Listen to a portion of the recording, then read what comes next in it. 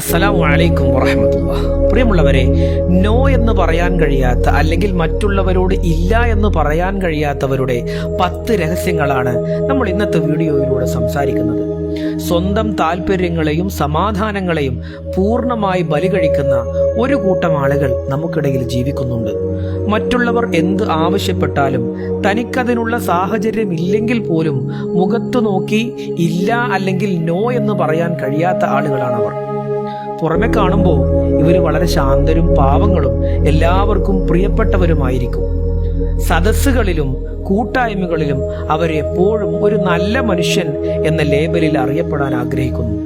എന്നാൽ ഈ പാപത്വത്തിന് പിന്നിൽ ഒരു വലിയ മാനസികമായ തടവറയുണ്ട് എന്നതാണ് യാഥാർത്ഥ്യം.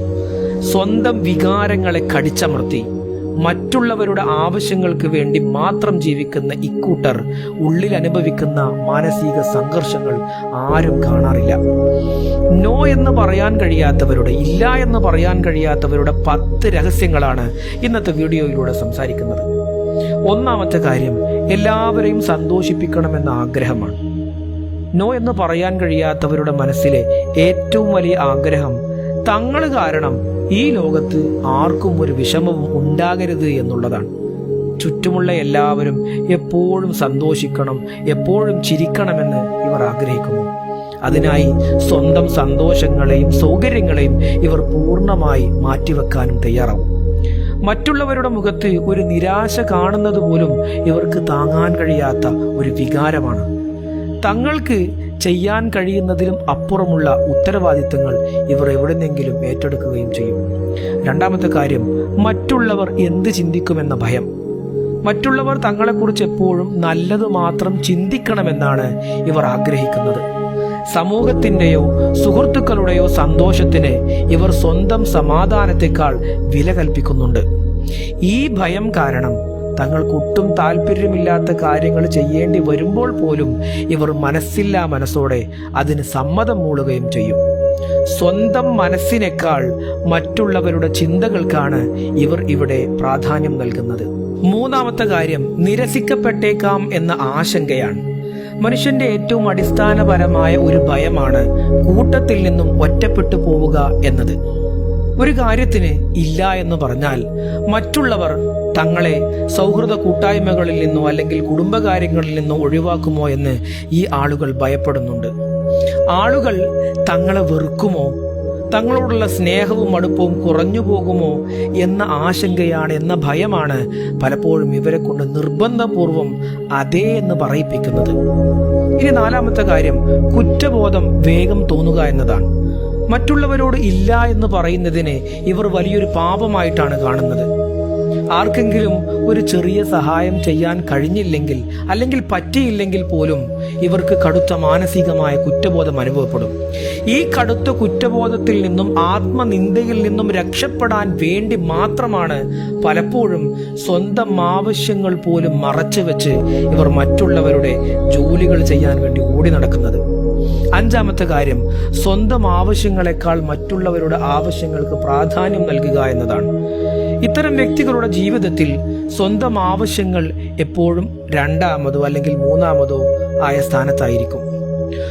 സ്വന്തം വിശ്രമത്തിനോ മാനസിക ആരോഗ്യത്തിനോ ഇവർ പ്രാധാന്യം നൽകുകയുമില്ല. മറ്റുള്ളവരുടെ ആവശ്യങ്ങൾ നിറവേറ്റി കൊടുക്കുന്നത് സ്വന്തം കടമയാണെന്ന് ഇവർ തെറ്റിദ്ധരിക്കുകയാണ് ചെയ്യുന്നത്. ആറാമത്തത്, ആത്മവിശ്വാസക്കുറവാണ്. ഇല്ല എന്ന് പറയാൻ കഴിയാത്തതിൻ്റെ ഏറ്റവും വലിയ മനഃശാസ്ത്രപരമായ കാരണം ആത്മവിശ്വാസക്കുറവാണ്.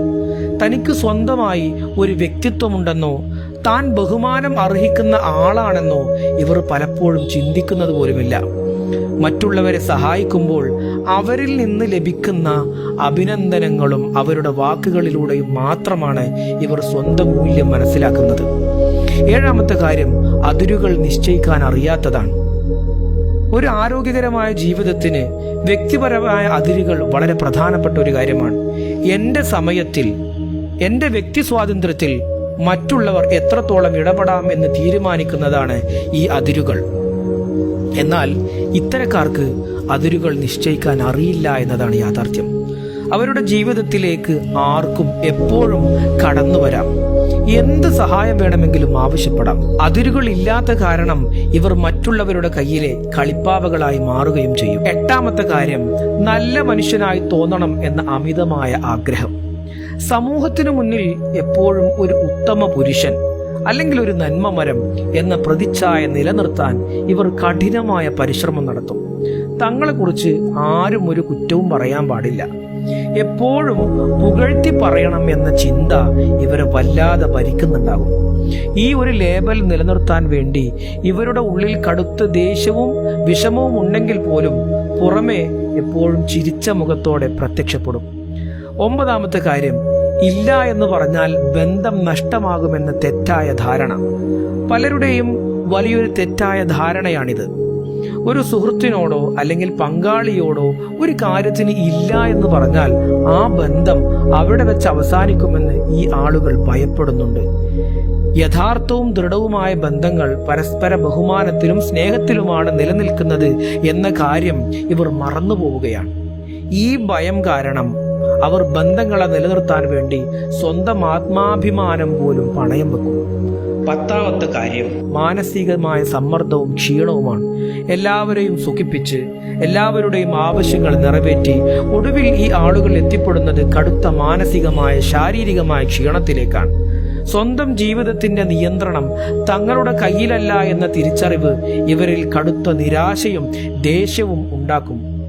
ഈ ദേഷ്യം പുറത്തു കാണിക്കാൻ പറ്റാത്തതുകൊണ്ട് അത് കടുത്ത മാനസികമായ സമ്മർദ്ദമായി മാറും, ഉറക്കമില്ലായ്മയായി മാറും.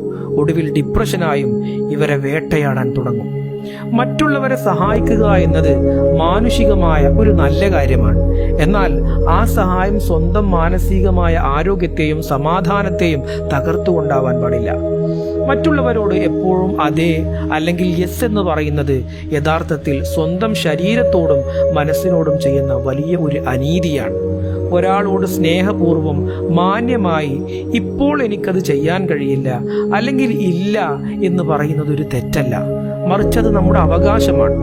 അതിരുകൾ നിശ്ചയിക്കാനും ആവശ്യമുള്ളപ്പോൾ ധൈര്യമായി ഇല്ല എന്ന് പറയാനും പഠിക്കുന്നത് സ്വാർത്ഥതയല്ല, മറിച്ച് അത് നമ്മെ ജീവനോടെ നിലനിർത്താനുള്ള ഒരു സ്വയം സംരക്ഷണമാണ്. അത്തരം ആരോഗ്യകരമായ മാറ്റങ്ങളിലൂടെ മാത്രമേ സമാധാനവും ബഹുമാനമുള്ള ഒരു ജീവിതം നമുക്ക് കെട്ടിപ്പടുക്കാൻ കഴിയുകയുള്ളൂ.